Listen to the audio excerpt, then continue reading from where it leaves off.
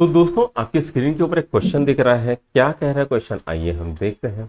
In figure 3.38, ये 3.38 figure है और triangle Q R S is a equilateral triangle. अब ये ट्राइंगल क्यू आर एस है, ये कैसा है? इक्विलैटरल ट्राइंगल है।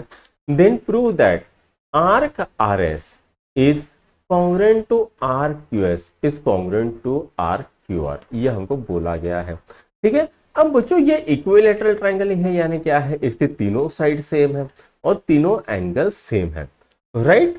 अब चूंकि यहां पर तीनों साइड उसकी सेम है तो इसके ये तो जो इसको हम बोलेंगे कि कॉर्ड ही सेम है। अब ये जो कॉर्ड सेम है, यहां पर कॉर्ड क्यू आर सेम है, तो इसके पीछे का जो एंगल रहेगा या आर्क रहेगा, सॉरी आर्क जो रहेगा वो भी तो सेम रहने वाला है ना। ये तीनों आर्क सेम रहने वाले हैं। तो इसी तरह से हम इसको प्रूव करने वाले हैं। ठीक है, तो आइए इसको सॉल्व करते हैं। सबसे पहले हम लिखेंगे यहां पर पहला वाला। अब दिया क्या है हमको बेटा? तो हमको दिया है triangle Q R S is an equilateral triangle. ये क्या बोला है? Equilateral triangle. तो इक्विलैटरल ट्राइंगल यानी क्या होता है? ऐसा ट्राइंगल जिसके तीनों साइड सेम होते हैं या तीनों एंगल सेम होते हैं, हम ऐसा बोलेंगे। तो ये रीजन क्या आएगा? इसके पीछे है गिवन आएगा। तो हम कहेंगे कि भैया अगर तीनों साइड सेम है तो seg Q R is congruent to seg R S is congruent to seg Q S. आप इक्वल का भी साइन दे सकते हो। ठीक है, रीजन क्या आएगा बच्चों? ये तीनों क्या है? साइड्स ऑफ इक्विलैटरल ट्रायंगल है। तो रीजन क्या लिखेंगे? साइड्स, ठीक है, ऑफ इक्विलैटरल ट्रायंगल। ठीक है, ये हो गया। अब ये सेक सेम है तो इसके कॉर्ड भी वही होगा। सेगमेंट यानी कॉर्ड ही होता है, that is cord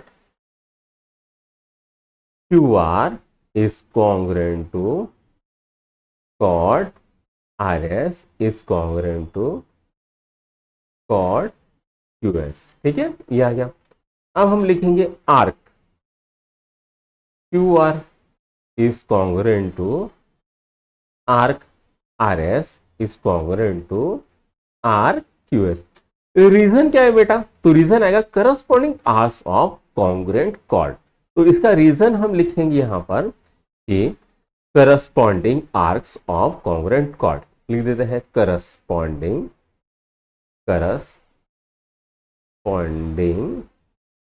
arcs of congruent chord. तो ये हो गया यहां पर आपका पहला सॉल्व। अब बात करते हैं दूसरे की। तो दूसरा क्या है बच्चों? तो दूसरा है major of arc Q R S. अब ये जो क्यू आर है ये कितना है? 240 है। अब मुझे बताओ हर एक यहां पर एंगल कितना है? 60 है। ठीक है, ये 60 है तो ये 120 हो जाएगा इंस्क्वायर्ड एंगल थ्योरम से। ये भी आपका ये 120 हो जाएगा। टोटल कितना होता है? 360। अब 360 में से अगर मैं 120 निकाल दूं तो ये बचेगा कौन? 240 बचेगा। ठीक है, हम ऐसा भी कर सकते हैं। तो हम लिखेंगे यहां पर सबसे पहले तो यहां से चालू करते हैं।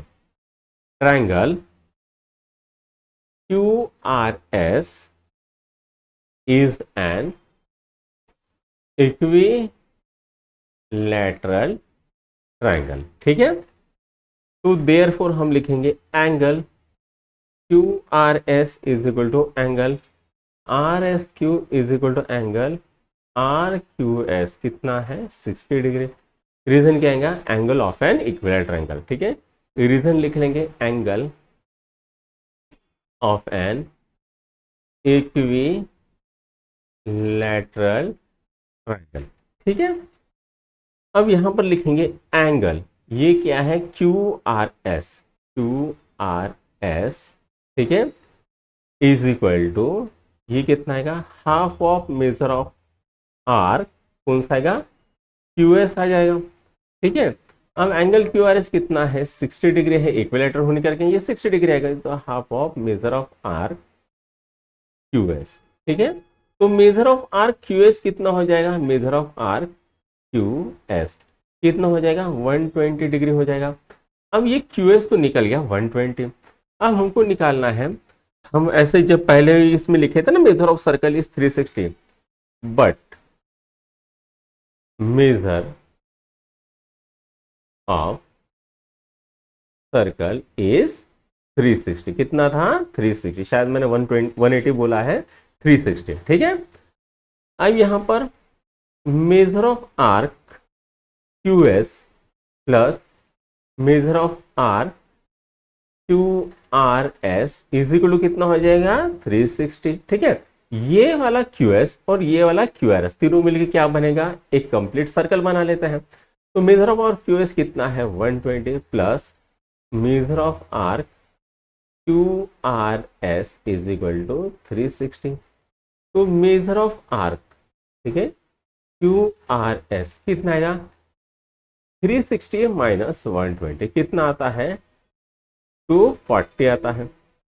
मेजर ऑफ आर्क QRS कितना आया? 240 आ गया। ठीक है। तो इस तरह से ये प्रूव हो गया है। इसको लिख लो। फिर थर्ड क्वेश्चन को करते हैं।